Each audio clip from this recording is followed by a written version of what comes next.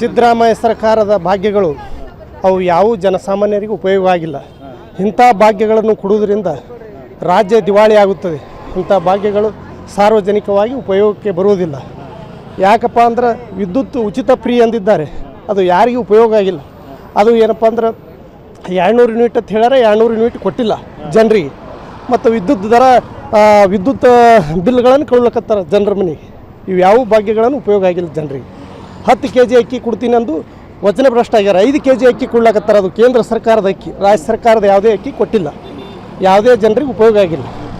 ಉಚಿತ bus free ಅಂತ ಹೇಳಿದ್ದಾರೆ, ಶಕ್ತಿ ಯೋಜನೆ ಅವು ಯಾವ ಉಪಯೋಗ ಆಗಿಲ್ಲ. ಯಾಕಂತ ಕೇಳು, ಅವು ಮಕ್ಕಳಿಗೆ ವಿದ್ಯಾರ್ಥಿಗಳಿಗೆ ತೊಂದರೆ ಆಗ್ಯದ. ಅವು ಯಾವ ಯೋಜನೆಗಳು ಉಪಯೋಗ ಆಗಿಲ್ಲ.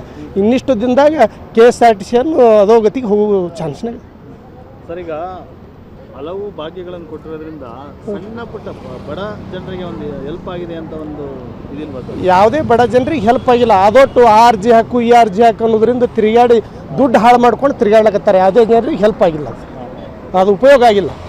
ಉಪಯೋಗ ಆಗಿದ್ದು ಕೆಲವು ಏಜೆಂಟ್ರಿಗೆ ಮಾತ್ರ ಉಪಯೋಗ ಆಗ್ಯದ ಹೊರತು ಸಣ್ಣ ಸಾಮಾನ್ಯ ಜನರಿಗೆ ಉಪಯೋಗ ಆಗಿಲ್ಲ. ಈಗ ಸಿದ್ದರಾಮಯ್ಯನವರು ರೈತರ ಸಾಲ ಮನ್ನಾ ಮಾಡ್ತೀವಿ ಅಲ್ಲ, ಬಡ್ಡಿ ಮನ್ನಾ ಮಾಡ್ತೀವಿ ಅಂತ ಹೇಳಿದ್ದಾರೆ ಸದನದಲ್ಲಿ. ರೈತರ ಬಡ್ಡಿ ಮನ್ನಾ ಮೊದಲೇ PKPS ಇದು ಸೊಸೈಟಿಗಳಲ್ಲಿ ಉಚಿತ ಬಡ್ಡಿ ರೈತ ಸಾಲ ಕೊಡ್ಲಾಕತ್ತಾರೆ. ಬಡ್ಡಿ ಇಲ್ಲ.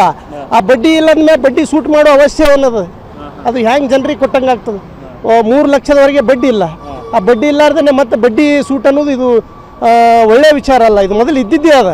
ಸುಮ್ಮನೆ ಹೇಳ್ತಾನೆ ಇಂಥ ಭಾಗ್ಯಗಳು ಘೋಷಣೆ ಮಾಡಿ ಜನರ ಈ ಹಾದಿ ತಪ್ಪಿಸುವುದು, ಮತದಾರರ ಹಾದಿ ತಪ್ಪಿಸುವ ಯೋಜನೆಯನ್ನು ಮಾಡಕತ್ತಿದ್ದಾರೆ. ಏನು ಹೇಳಕ್ಕೆ ಇಷ್ಟಪಡ್ತಾರೆ? ಈಗ ಯೋಜನೆಗಳನ್ನು ಸ್ಟಾಪ್ ಮಾಡಬೇಕಾ? ಇದ್ರ ಬಗ್ಗೆ ಈ ಎಲ್ಲ ಬಿಟ್ಟಿ ಯೋಜನೆಗಳನ್ನು ಸ್ಟಾಪ್ ಮಾಡಬೇಕು. ರೈತರಿಗೆ ವಿದ್ಯುತ್ ಮತ್ತು ನೀರುಗಳನ್ನು ಕೊಟ್ಟು ಒಳ್ಳೆಯ ಕೆಲಸಗಳನ್ನು ಕೊಟ್ಟು ಇದು ಮಾಡಬೇಕು. ಇವ್ಯಾವ ಬಿಟ್ಟಿ ಯೋಜನೆಗಳನ್ನು ಉಪಯೋಗ ಆಗಿಲ್ಲ. ಸರ್, ಈಗ 2024 ಲೋಕಸಭಾ ಚುನಾವಣೆ ಬಂತು. ಈಗ ಯಾರು ಪ್ರಧಾನಮಂತ್ರಿ ಆಗಬೇಕು ನಿಮ್ಮ ಪ್ರಕಾರ? 2024ರ BJP ಅಧಿಕಾರಕ್ಕೆ ಬರಬೇಕು. ದೇಶ ಮತ್ತು ಇದು ಅಭಿವೃದ್ಧಿ ಇರೋದ್ರಿಂದ, ದೇಶದ ಗಡಿ ಮತ್ತು ಸುರಕ್ಷತೆ ಇರೋದ್ರಿಂದ ಇನ್ನೊಮ್ಮೆ ಮೋದಿ ಪ್ರಧಾನಮಂತ್ರಿ ಆಗಬೇಕು. BJP ಸರ್ಕಾರ ಬರಬೇಕು.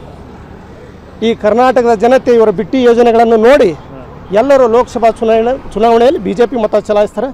ಯಾವುದೇ ಸಂಶಯ ಇಲ್ಲ. ಹೆಚ್ಚಿನ ಮತಗಳನ್ನು ಪಡೆದು BJP ಅಧಿಕಾರಕ್ಕೆ ಬರ್ತದೆ. 3ನೇ ಬಾರಿಗೆ ನರೇಂದ್ರ ಮೋದಿ ಅವರು ಪ್ರಧಾನಮಂತ್ರಿ ಆಗುವುದರ ಸಂಶಯ ಇಲ್ಲ. ಸ್ವಾದಿಷ್ಟತೆಯ ಸ್ವಾದ, ತಾಜಾತನದ ಆಹ್ಲಾದ, ಉತ್ತಮ ಆರೋಗ್ಯ ಮತ್ತು ಹೆಚ್ಚಿನ ರೋಗ ನಿರೋಧಕ ಶಕ್ತಿಯ ವೃದ್ಧಿಗೆ ಈಗ ನಿಮಗೆ ಸಿಗುತ್ತಿದೆ ಉತ್ತಮ ಗುಣಮಟ್ಟದ ಪೌಷ್ಟಿಕಾಂಶ. Shri Vaidik millet health mix. ಇದು ಸಿರಿಧಾನ್ಯಗಳ ಸಂಪತ್ತು.